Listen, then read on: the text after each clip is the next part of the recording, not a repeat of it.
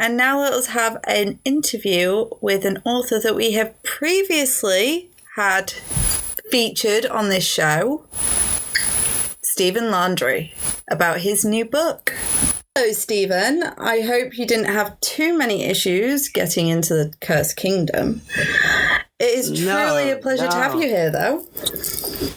You absolutely wouldn't believe these portals. The tech from the future is just astonishing. You should share it with me. Maybe I can get out. I'm kind of stuck here.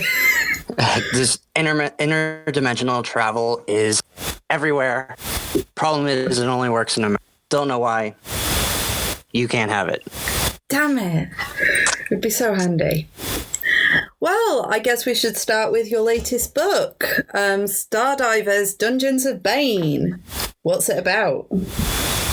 Stardivers Dungeons of Bane is a lit RPG science fiction survival horror that is also for young adults. I never tried to be too graphic with it. I wanted something that like a teenager could get into the same way that like people read Maze Runner or Hunger Games. Very cool. It's about it's a first person novel, and my main character is named Breck, and he has had a lot of bad stuff happen to him. He lost his parents when he was young. He lived on the streets for 2 years. And during the course of the first chapter, he actually loses his best friend, which sets the events of the book in motion. Wow, what a trauma there. Yeah, it's pretty grim at the beginning. So, how long did it take you to write it then? It took me a year. That quick? Wow. My first book took me 3 years, and my second book took me 1.5. Every time I've written something, I've gotten faster and faster, and I've learned how to improve my editing as well. So what difficulties did you face when you were writing it? Hello? Hold on, I gotta think about that one. Okay, go for it. I actually do a complete outline before I write something. So I already had about 30 pages of notes and world building, and the hardest challenge of it was, because it was a lit RPG, was setting up a gaming system inside of it that involved skill points, and I wanted a gigantic skill tree. So I made this skill tree with 62 skills in it, and I wanted each skill to play a pivotal role in the novel, or at least be there so that I could use it in the series. So you're a plotter then? I am a plotter, but I'm also a pantser, because when I'm writing, I will get an idea in my head, and then I'll end up writing like 4,000 words on that idea and sewing it into the story. I'm quite similar in my own writing, I guess, process. So I get what you mean. It's like tunnel vision when you're sitting at the keyboard and you have an idea of what you want, and then that idea starts to spin and the words just start to flow out. It's almost like magic. Maybe it is a form of magic. It could very well be. Well, I was going to ask you, what can you tell us about your creative process, but you practically answered it for me, so already. So what inspired you to write... Let me get the title again. Stardivers Dungeons of Bane. God, that is a mouthful to remember. You can just call it Stardivers. That works a lot easier. So what inspired you to write it then? I am a huge gamer. I love video games. I've been playing video games all my life. I love science fiction. Gotta give a shout out to Doctor Who. Oh yeah, it's always Doctor Who with you Americans. Exactly, along with Hitchhiker's Guide to the Galaxy. Well, that's better. The original that was on BBC. The books are amazing as well. So, But did you base your characters on any real life people then? Was there any real life inspirations, or was it all just what you've watched? Almost all of them are based on people that I have met or my own experiences. Right. It's very difficult to get into that. I will say that one of the characters, my favorite character, his name is Gorge, and he is actually a half orc, half cyborg, and he is based on one of my good friends that is a Marine. That's pretty cool. So, like this half orc, half cyborg, is this like a fantasy cross science fiction, this book, or is it, because it sounds very cross between the two? There is a slight magic system in the game world, but it is explained with pseudoscience and basically nanites. The book also goes into science fiction fantasy because there are pocket dimensions. That's pretty cool. So I try to explain everything as best I could without it totally going into hard sci-fi, but still keep that thrill of the unknown and discovery.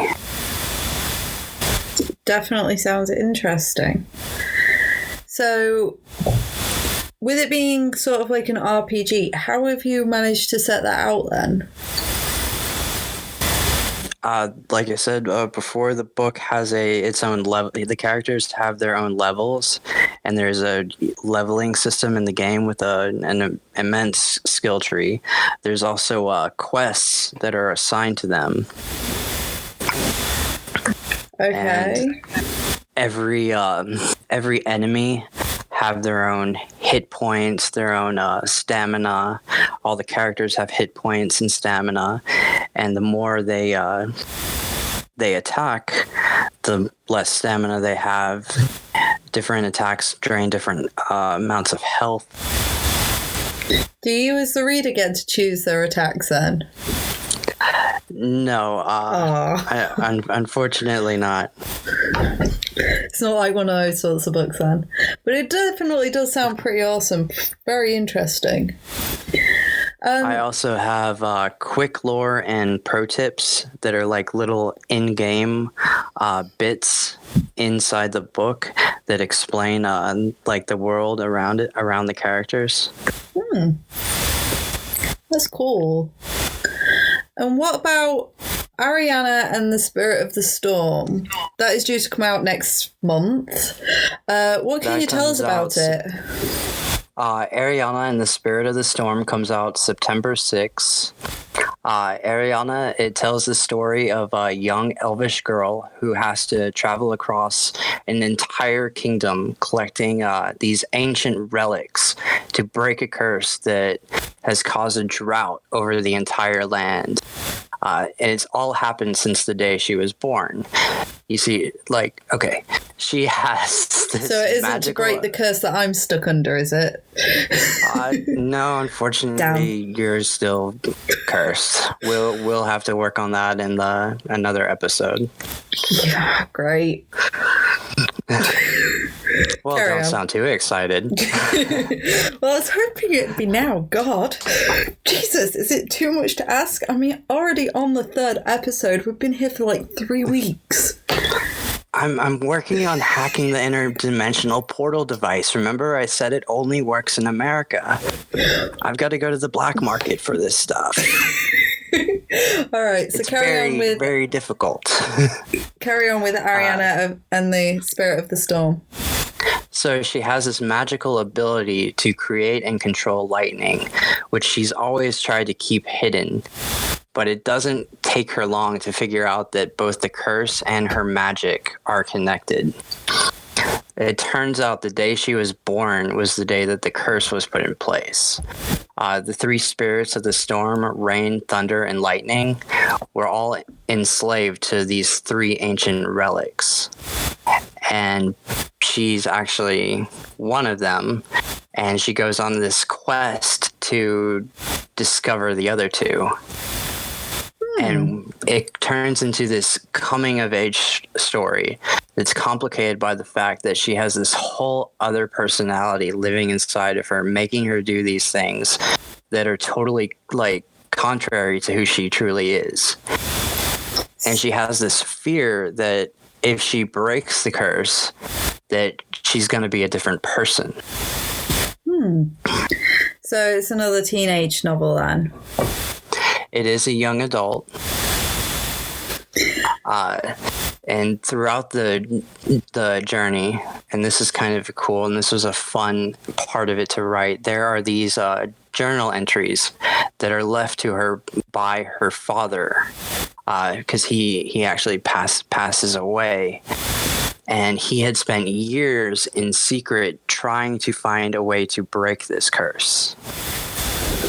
And she's accompanied by Chas, who is the mayor's son, the mayor of the town that she lives in, and the mayor absolutely does not like her or her father. He has become like a big brother to her and has helped take care of her while her father was away. And they're eventually joined by Egris, who is a faun who had helped Ariana's father on his journeys. Definitely, and that's kind of interesting. That part is actually kind of a big deal because growing up, the elves, Ariana and Chas, the entire village and kingdom were led to believe that the fauns were evil creatures that attack and kill people in the woods. Right. So I'm going to have to stop you because I don't want you revealing too much about the story. As interesting as I find it, it probably won't be good for sales on your part. That's all prologue.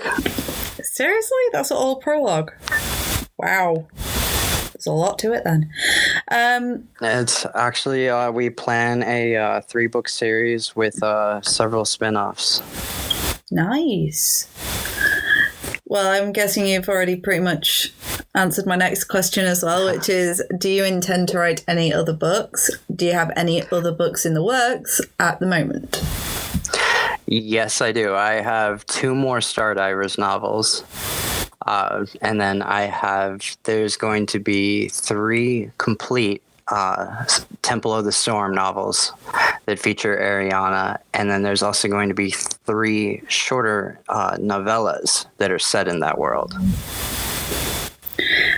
So are there any future publication dates for these works? I do believe you said that Ariana's story comes out on the 6th of September? The 6th of September, yes. Any others, or just that one so far? Just that one so far. We don't want to announce anything just yet. Well, I'm pretty sure we're all going to be looking forward to Ariana and the Spirit of the Storm. I know it sounds really interesting to me, but that's sort of like my scene. I love science fiction and fantasy, and being able to actually write novels in both genres has been a blessing.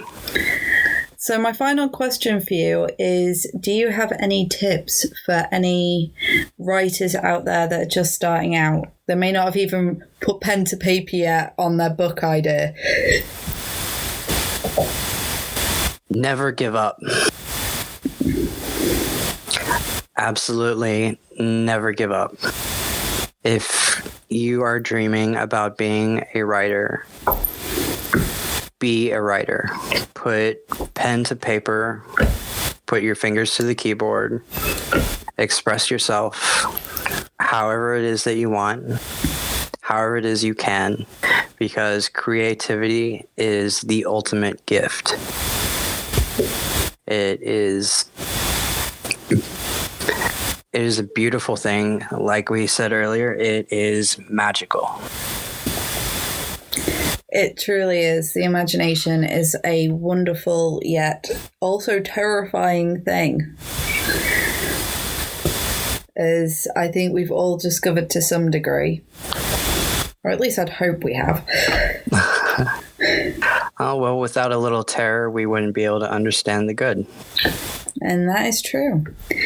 Anyway, it was a pleasure having you here in the Cursed Kingdom. I doubt you're going to have any problems getting out of here with your magic portals that you won't let any of the rest of us use. Interdimensional travel. God, you selfish Americans, not letting the rest of us give it a go. Just wait. I'm working on it. Well, you best hurry. It's been 3 weeks now. 4 where I'm from. But... Anyway, I hope you have a nice evening. And you as well. Have a good night. You too. So by this point, you should know what time it is. It's break time!